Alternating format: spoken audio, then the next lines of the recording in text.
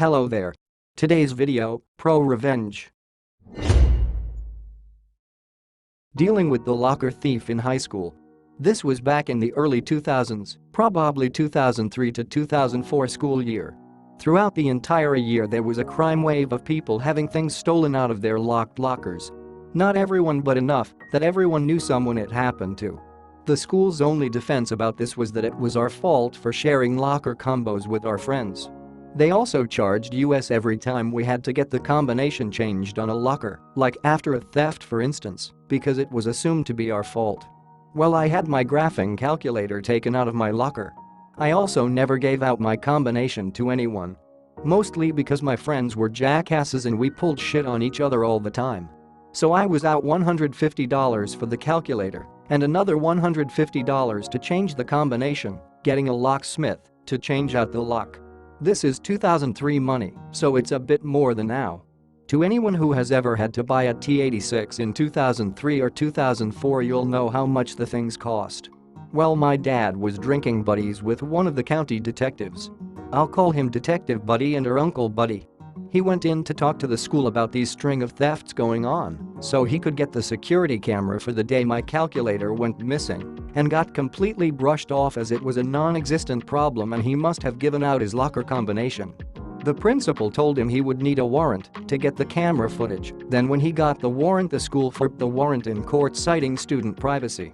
Cue the ProRevenge. Detective Buddy shows up at our house with a laptop in a laptop bag. He's like, throw this in your locker and tell everyone you know about your brand new laptop. Okay.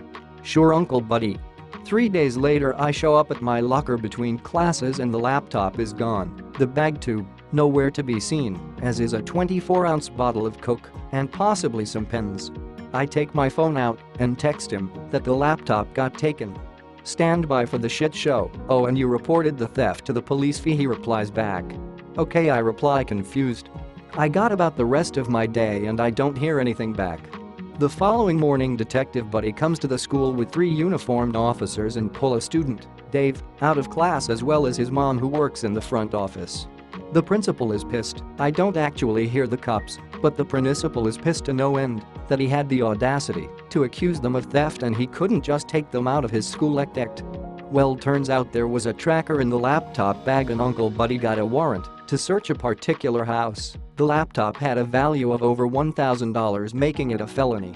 The next afternoon he set up a tent with a table just outside of school grounds. He also had a banner across the top, if you have had something stolen from your locker, see me. By the next morning Dave and his mom made the paper. Apparently Dave allegedly used his mom's login information to get onto the school network and get the locker combinations for basically everyone. Then he just opened random lockers looking for valuables to steal if he didn't get info of a specific locker to steal from. When he set up the stand to get more people reporting thefts, he racked up an astounding number of charges. Each locker counted as a separate misdemeanor unless the stolen object was worth more than $1,000, in which case it was a felony. In less than a week Uncle Buddy opened and broke an investigation and they charged Dave and his mom with 9 felonies and 35 misdemeanor charges. When I finally got the story from Buddy, he explained what the situation was. He had me stash a brand new laptop that had a GPS tracking unit stuck in it in my locker, then get it stolen deliberately, and then he got a warrant to search the property it had been taken to. Now the fun thing to stress is that the laptop was over $1,000 value, pushing the theft from a misdemeanor into felony level. There was also another 8 felony charges, stuff like jewelry that was stolen from other people's locker and recovered. So any of the locker break-ins that amounted to over $1,000 stolen was a felony charge and less than $1,000 was a misdemeanor charge. Cool thing was that because the calculator and the laptop were spare 8 days and the combination changed between the days, he caught a felony and a misdemeanor charge off me alone. The 9 felony thefts ended up in the $12,000 range total, and the 35 misdemeanor charges were somewhere in the range of $3,000 total in value. Now that's an awful lot of stuff stolen, but I need to stress that this is only what was proven stolen. Like, this is what they caught him with in his possession that they could trace back to someone. They also didn't let them plead to anything. It was Pottinkville's highest profile crime in years and without a doubt one of the worst crime sprees the county had seen in decades. Next up on the revenge, everyone who had been charged $150 get their locker combinations changed sued the school district in a class action lawsuit. The justification was that the school did nothing to investigate the 44 proven and more than likely 200+ cases of locker theft and then charged money to get the locker combinations changed. There was 218 people in the class, and in total everyone got $85 after attorney's fees. The principal also lost his job for being a bonehead and not bothering to attempt to deal with the massive problem that was reported to him going on at the school. The fun thing I need to point out is that the school brought in a locksmith to change out the locks. That's why the justified charging $150.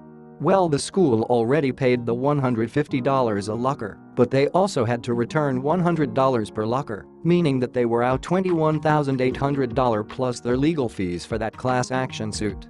Next comes the criminal trial and the fallout. The prosecutor's deal was 10 years in prison, 5 in juvie and 5 in adult prison for Dave and 15 for Dave's mom. Well, they refused the deal, and it went to trial.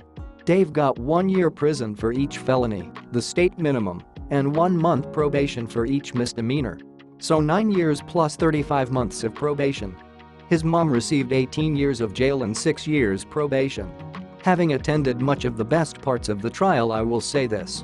They had Dave on camera entering 20+ lockers, and they had them in possession of stolen goods for every single charge they made against them. The judge was also not amused that there was likely other reported crimes that they got away with because they couldn't prove it or they weren't reported. Dave's mom got its worse. That was a fun sentencing to show up for. But the most important thing is that I got my graphing calculator back. It had my name engraved inside the battery compartment. I still have it, as well as a cool story to tell. Don't want to work on our assignment? Fine, neither do I. This happened a few years ago, in college. I had a class about entrepreneur projects, and that semester was building a business on paper. Basically, we had to figure out what the business would be about, how it would work, and how much money it would need and make. I did this subject in a different class, so I could have Fridays free, so I didn't know anyone in there, except for one guy, let's call him Mark. So I teamed up with Mark and other 3 leftover people to be our group. At first, things were working like a charm, since we only cared about passing the subject and didn't give crap about our grades. We would each do a part on an assignment. We had to deliver assignments each Wednesday, but we still got max scores on them. Our grade would basically be based upon all of our deliveries plus some points on individual tests, important info for later. Didn't take much time for things to go downhill. It's reached a point on the project that basically we couldn't modulate the work anymore. The 5 of us would need to sit together and brainstorm about the next steps, more specifically, when we reached the point of how we would earn money without business. Either that or one person would do everything alone. My group chose the second option, and this would basically be happening for 6 weeks. On Friday I would send a message on our WhatsApp group like, guys, we have to deliver X stuff on Wednesday. When do you want to meet? Saturday. No responses. Sunday the 2 checks would turn blue, meaning everyone read the message, no response.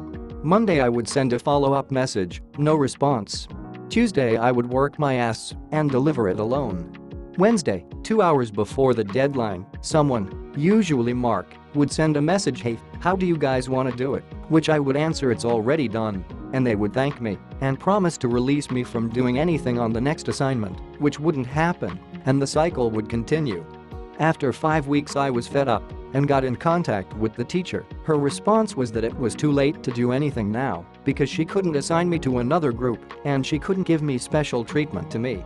But she told me to check my grades because most likely I already passed the subject. I looked on it, and with my individual tests plus what I already delivered on the project, I got a grade high enough to barely pass the subject. This was kinda F up, but all the individual tests and project as well, grades were public, so I saw that no one in my group had passed. The closest one was Mark, but he didn't deliver one of the individual tests, so he would still need to do something to pass. I could then, and there be the bigger person, and say something like, guys, I already passed the subject, start doing something, or I won't do anything anymore, but I can be petty sometimes. On the 6th week I didn't do anything. Wednesday arrived and Mark tagged me in the group asking if I did anything. I remained silent.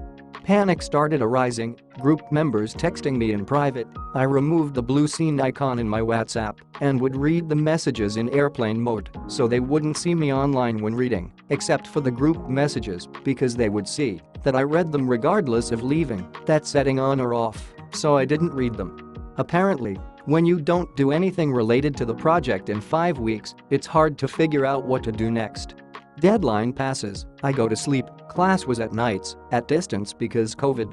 Wake up the next day, several name callings, assignment not delivered, and a group threatening to report me to the teacher. My answer was simple, teacher is already aware, I'm not doing anyone's work other than mine, you can all go to hell, and left the group. At the end of the semester, only Mark and I passed. They got their turd together in the end, but not enough for the other deadweights to pass. Was the sweetest 6, grades here go from 0 to 10, 6 is the bare minimum to pass I ever got. Mark never talked to me again, but it was for the best. Edit, just had a sad realization, COVID happened a few years ago already. This was in the first semester of 2020, damn have I not enjoyed the last 2 years of my life. Edit 2, should have mentioned that it was a private college and those deadweights had to redo the subject. So, not only they wasted a lot of time, if you didn't pass in that subject, there was another one in the next semester that you couldn't do, they also had to pay for it. I orchestrated a vast conspiracy to get a coworker fired. Using a throwaway, because the details are specific and hard to change. I used to work at a hospital data center in the network operations group. We physically sat in a room 24/7 next to the servers to make sure things didn't catch on fire, monitored for alerts, and did routine things like swap out tape backups, but it was pretty simple work. This was ostensibly a tech job, but there were people who had been there for many years back when you had to change out printer paper and run a command from an IBM mainframe. It was on really specialized hardware and software that was difficult to apply elsewhere, so it had become a dead-end job. And because there were people who weren't tech-savvy at all really, we weren't given much responsibility. You can't tell some people they can log into a server and others not, so we were reduced to the lowest common denominator. We were a network operations center where nobody was allowed to interact with any network equipment. Lowest common denominator, you say. Meet my new supervisor, Karen, not her real name, but definitely her real spirit, had been there for over 20 years and got the job solely based on seniority. She was a sociopathic narcissist and one of the most unpleasant people I've ever encountered. Shortly after I was hired, we were bought by another hospital and combined data centers. Karen was demoted to shift lead and had to work with us in the 24/7 rotation. She was very bad at her job, and our responsibilities diminished to very little. We had no agency to fix any problems of our own because it had to be a problem that Karen could solve, and Karen was both lazy and stupid. After a couple of years, I was promoted. On my first day, after they announced the promotion, she said, "You will fail." Just straight to my face.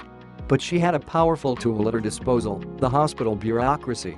Since the place was unionized, the hospital had a just cause firing policy instead of an at-will policy, even for non-unionized employees. This is, I think, generally a good thing. But on the edges, it set up ridiculous situations where it was impossible to lose your job unless you were really egregious about it with repeated violations or you showed up drunk high. We had someone steal computer equipment and they kept their job. It was nuts. And Karen had been there for nearly 30 years. So she wasn't getting fired without a lot of work. That's okay. She was terrible at her job. One of the most important things about the job was monitoring for an alert which would pop up, and there was a procedure we had to go through in order for some data to go through. If we didn't do this, then a nurse wouldn't get their lab results back. So in one case, an alert came in, Karen saw it, then decided to keep browsing the web. Because of this, a patient from the cardiac ICU was going into surgery, and the doctor's nurses operating on the patient couldn't get a white blood cell count, I think. I'm not a doctor, I just work in a building with a lot of them. Something very dangerous for this patient, and the patient died. This still did not get Karen fired. The reasoning from HR, well, it didn't directly lead to harm. She didn't even feel bad about it. Just a complete soulless sociopath. I'm real pro-worker in general, but some jobs you just absolutely have to do. I was so mad. She had to go. I kept a paper trail of everything she messed up on. It wasn't nitpicky. Literal life and death stuff here. Verbal warning, first written warning, second written warning, final written warning, termination. A slog, and I'd rather spend my time doing anything else, but that's the way it went. Then she figured out she could work the system. As she approached work Armageddon, termination, she would tell HR she was being harassed. The person harassing her was different every time, which would trigger a mandatory investigation. This investigation took about 6 months. They wouldn't find anything, and we would carry on. Except these warnings. They had a 6-month expiration. So she could always reset the clock when it got close. Everyone was helpless. Even the CIO couldn't do anything about it because of the bureaucracy. Karen was a menace, and the entire department had to interact with the data center staff, and that meant interacting with her, and she was universally disliked. And she had 20 years until retirement, and she would outlast the heat death of the universe. Then I had an idea. What if, under the guise of developing skills relevant to the 21st century, required everyone working in the Network Operations Center to pass the Net Plus exam?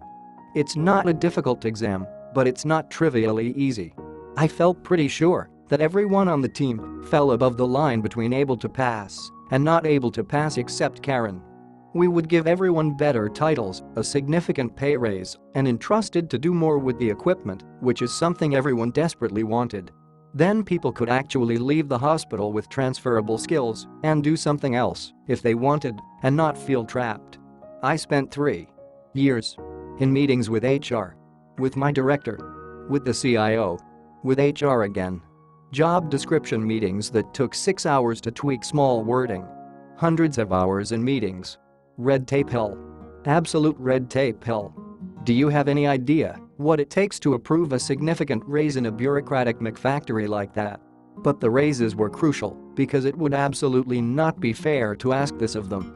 Pass a test or lose your job without a large carrot attached would lead to mutiny. And then it got approved.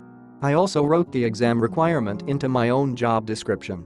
It was important to still be able to do the job and not let my skills lapse just because I was promoted. Also, this meant I could cover for people when they were on vacation or sick. Plus, I also got that sweet pay bump. It went over well. I was nervous, but the plan made sense, and I was able to communicate that. People would be more marketable. The job would be more interesting. And most importantly, they would be making 20% more than they were before. And I think it's really helped that I also gave myself the same requirement when I absolutely could have chosen not to. The hospital would pay for off-site training. They would still get paid their full hourly during the training, including shift differential for second and third shifts. We paid for all the materials. I scheduled 8 hours a week for people to go someplace quiet and study. The job itself had a ton of downtime, so people could study, but this was formally carved out time anyway. We paid for the exam. And if they failed, we'd pay for the second attempt. We were given 8 months to pass the test, so this is how it was for the 8 months. I did not want Karen to have any excuse whatsoever and somehow convince HR that this process was rushed or unfair. Everyone passed on the first attempt except Karen. Karen did not pass her second or her third attempt, a bonus attempt. Karen, being the classic narcissist, thought this was somehow all about her. That this was a vast conspiracy engineered over multiple years and hundreds of hours just to get rid of her, and she would tell everyone within earshot that's what was going on. Yeah, okay, Karen. You realize how insane that sounds, right? Not everything is about you, sheesh. Well, okay, in this case it is, but still. Only I and 2 other people know that. I remember the exact time and date we told her. She was in such deep denial that it could ever happen. She thought she was bulletproof. I don't think I will ever achieve anything more satisfying in my career.